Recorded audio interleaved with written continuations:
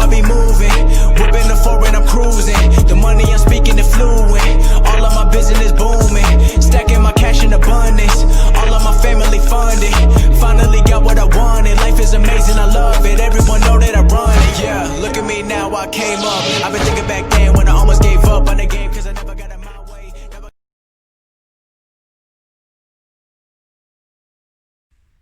Yo les postos, bienvenue dans cette nouvelle vidéo Mercato et Actu Foot. Et on commence avec la rage de Presnel Kimpembe.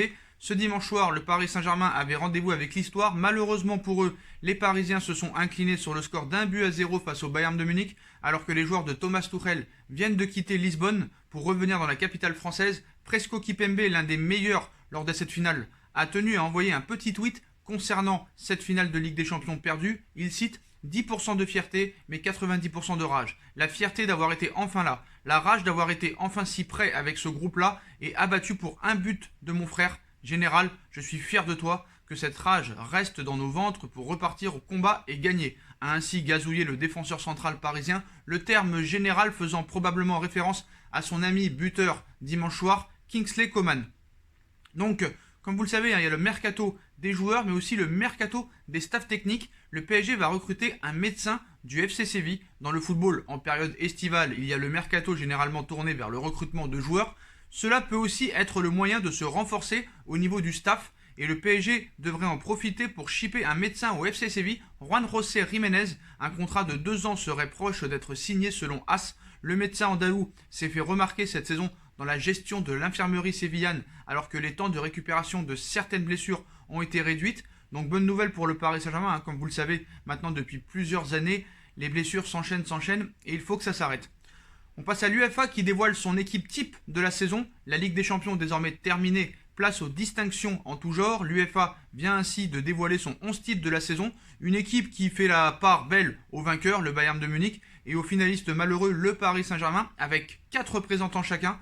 Manuel Neuer, Joshua Kimmich, Serge Gnabry et Robert Lewandowski pour le Bayern. Juan Bernat, Presnel Kimpembe, Marquinhos et Ángel Di María pour le Paris Saint-Germain. Pas de Neymar, pas de Mbappé. Mention spéciale ensuite à Marcel Sabitzer du Red Bull Leipzig et Erling Braut Haaland du Borussia Dortmund. Raheem Sterling de City complète la composition de cette formation qui aurait sans doute fière allure. Donc voilà, dans les buts Neuer, à gauche Juan Bernat, à droite Kimmich, dans l'axe Kimpembe, Marquinhos, milieu à 4 Sterling, Gnabry, Di Maria, Sabitzer, Lewandowski, Haaland devant. Donc pas de Mbappé et pas de Neymar. Donc on passe un petit peu aux revenus qu'ont rapporté cette Ligue des Champions. C'est Paris qui est en tête avec 143 millions d'euros récoltés. Ça va faire du bien pour les comptes du Paris Saint-Germain, ainsi pour le fair play financier. Le Bayern, lui, touche 140 millions d'euros. Donc c'est Paris qui a touché le plus d'argent pour cette Ligue des Champions. Donc ça envoie quand même un message fort. On passe au mercato et on commence avec l'étranger. Accord Brescia-Inter pour Tonali. Brescia a été relégué en Série B cette saison et devrait donc la plupart de ses joueurs majeurs quitter. Et Sandro Tonali va quitter Brescia. Le jeune milieu de terrain est courtisé par les plus grands clubs italiens comme la Juventus ou l'Inter de Milan. Ces derniers cherchent à retenir Antonio Conte en réalisant un gros mercato. Et l'arrivée du jeune Italien de 20 ans pourrait participer à convaincre le technicien italien. Selon la Gazzetta dello Sport, l'accord serait conclu pour une arrivée du milieu de Brescia qui a donné 7 passes décisives en 36 matchs de Serie A cette saison. L'Italien devrait débarquer en Lombardie pour y signer un contrat de 5 ans et contre une indemnité de transfert fixée à 35 millions d'euros pour le milieu milanais. Des noms comme N'Golo Kanté ou Tanguy Ndombele ont aussi été évoqués. Donc encore un échec pour Leonardo qui était aussi dessus sur Sandro Tonali. Chelsea trouve enfin un accord avec le Bayer Leverkusen pour le transfert de Kai Havertz, alors que l'arrivée...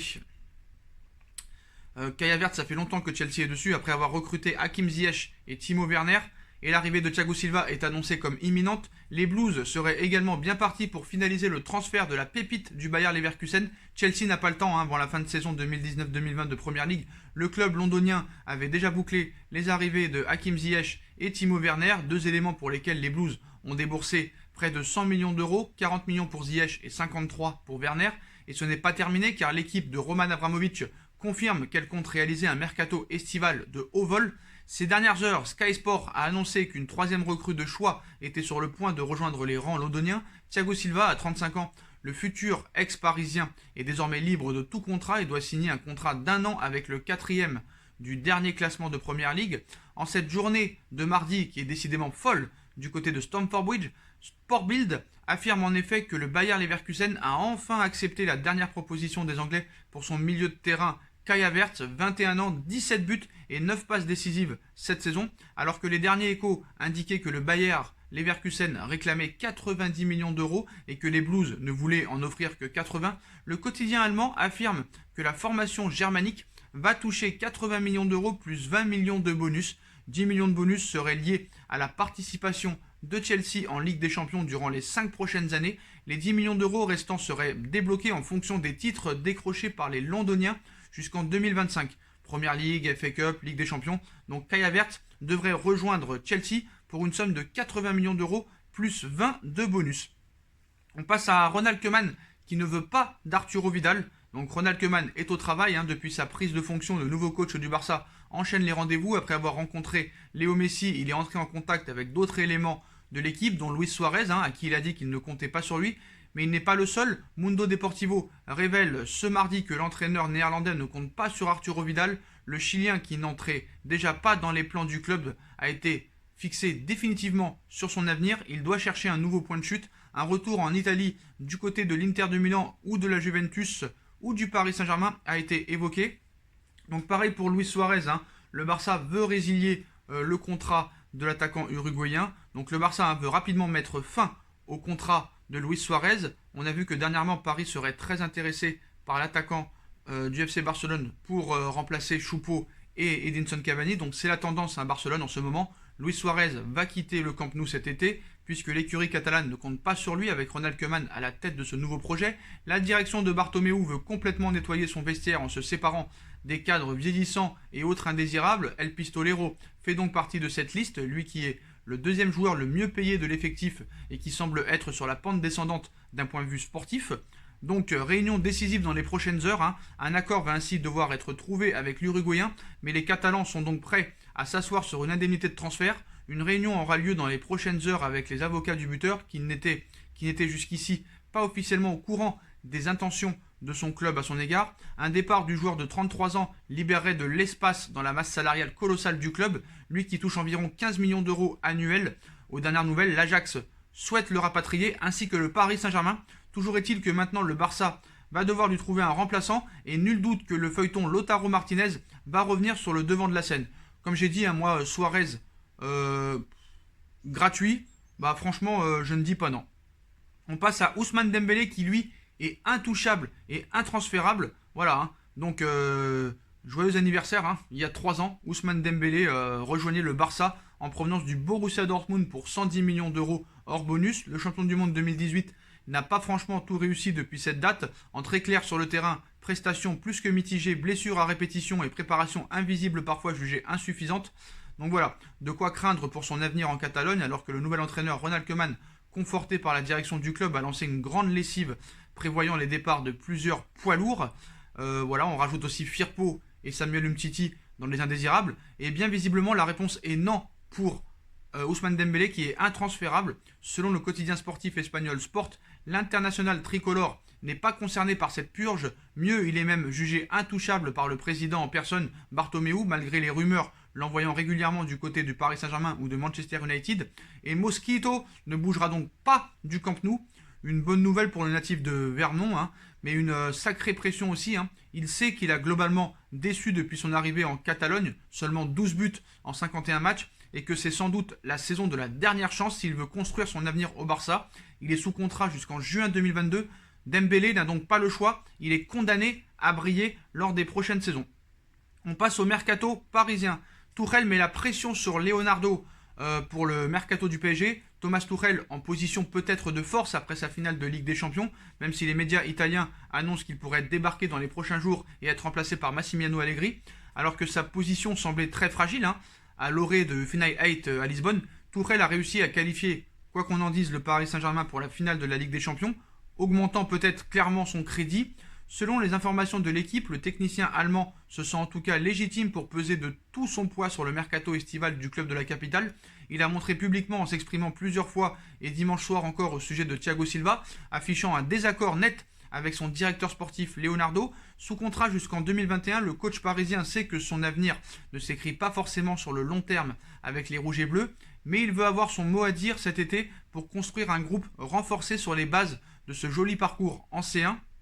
Les prochaines réunions mercato entre les deux hommes s'annoncent donc particulièrement animées et tendues. Tuchel ne lâchera rien et a clairement annoncé ce qu'il souhaitait. Le Brésilien l'exaucera-t-il comme l'été dernier avec Idrissa Gueye recruté à Everton? Les finances à disposition forcément un peu moindres après la crise liée à cette pandémie n'invitent pas forcément à l'optimisme, même si Paris vient de toucher 144 millions d'euros grâce à la Ligue des Champions. Donc le Parisien assure que Léo, qui maintient par ailleurs le contact avec Massimiliano Allegri selon le Corriere dello Sport, cherche au moins un joueur par ligne, avec des premiers noms déjà en tête, Sergei Milinkovic-Savic, Timothée Castagne. D'ailleurs, Timothée Castagne, les négociations apparemment auraient commencé pour un futur transfert du côté du Paris Saint-Germain. Thomas Partey aussi au milieu de terrain. Donc, qu'en dira Tuchel, la lutte d'influence promet d'être féroce dans les bureaux des pensionnaires du Parc des Princes, parce qu'on ne sait pas réellement si M. Tuchel continuera avec le Paris Saint-Germain. Donc, le PSG est toujours à la recherche d'un milieu défensif.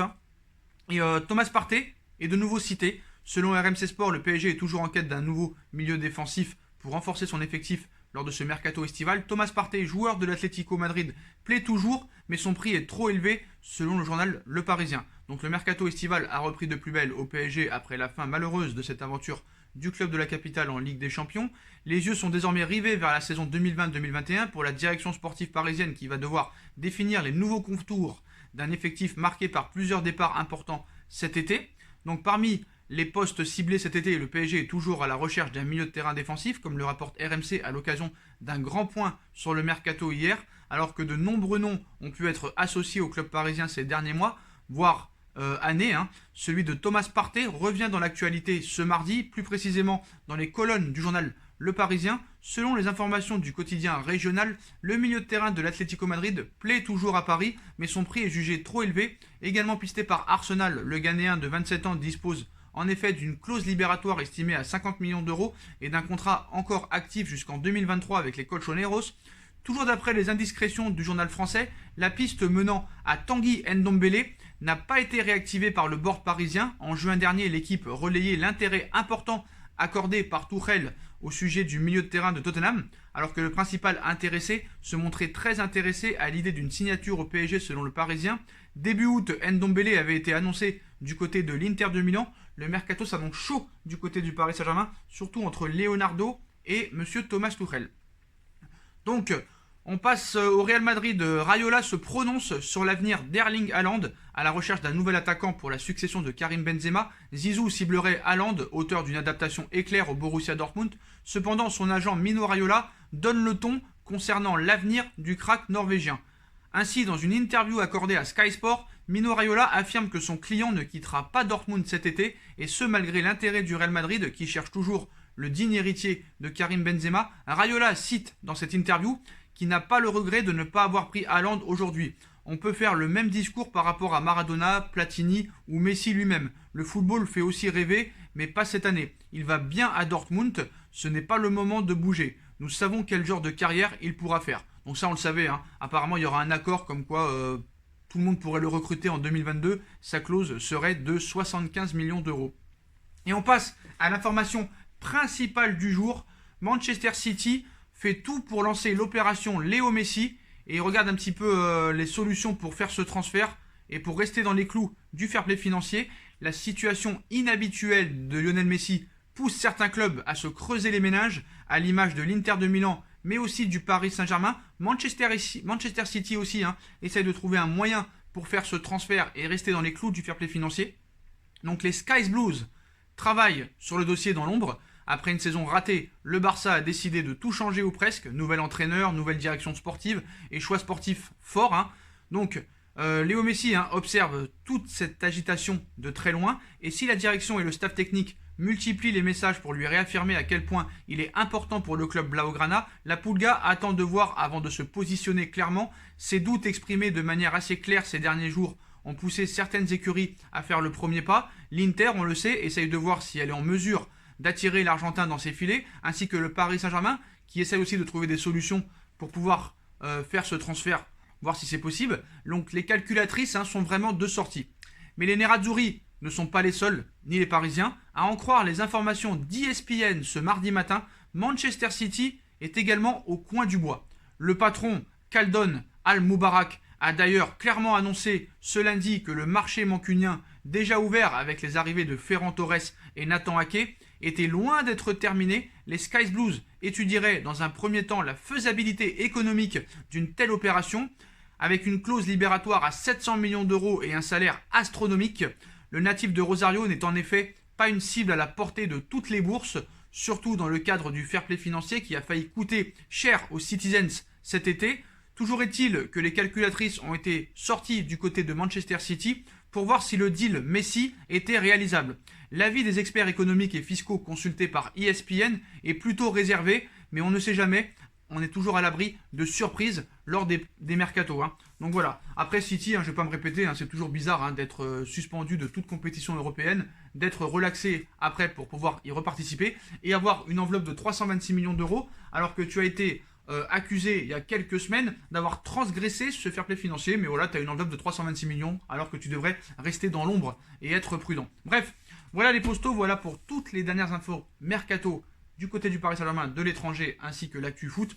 Dites-moi en commentaire, comme d'habitude, ce que vous en pensez. Je compte sur vous pour bombarder la barre de like. On like, on partage, on commente, on s'abonne. On active la petite cloche pour être tenu au courant des vidéos qui vont sortir. On me rejoint sur mes différents réseaux sociaux, ainsi que sur Utip si vous voulez me faire un petit don, comme vous voulez. Voilà les postos. N'hésitez pas aussi à me rejoindre sur ma deuxième chaîne YouTube, No Feeling, qui sera en bas en lien en description. Voilà les postos. Je vous souhaite à tous une bonne continuation. Prenez soin de vous et à très vite pour une nouvelle vidéo les postos. Tchuss!